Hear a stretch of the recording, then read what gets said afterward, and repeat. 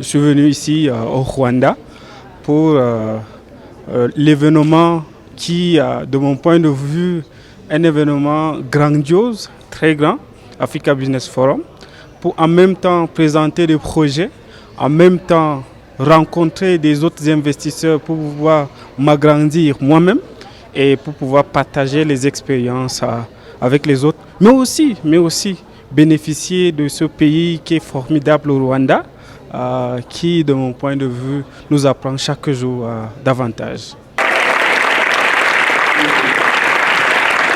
En fait, parce que déjà, il y a très peu de francophones qui participent à cet événement.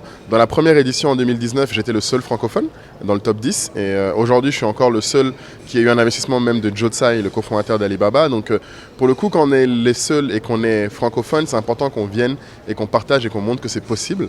Et qu'il y ait d'autres francophones qui veuillent à participer à ces choses-là et qui se rendent compte qu'en fait, l'Afrique, ce n'est pas que leur pays.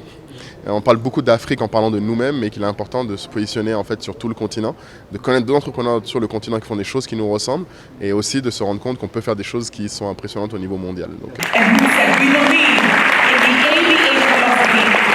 en fait, le thème de la table ronde, c'était la résilience. C'est vrai que Yvi, qui est celle qui nous a interviewé, a posé une très bonne question, c'est comment on définit la résilience, comment on devient résilient. Et j'avoue qu'en général, moi, je définis ça dans une formule à 3 paramètres qui se multiplient, donc il faut qu'aucun d'entre eux arrive à 0. Mais pour être résilient, il faut être d'abord quelqu'un de constant. Il faut que les choses que vous fassiez, vous puissiez le faire sur le long terme et pas juste de façon intense une fois.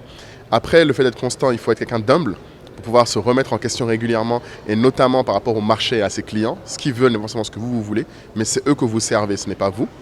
Et la dernière chose, c'est qu'il faut être quelqu'un qui prend des décisions vite.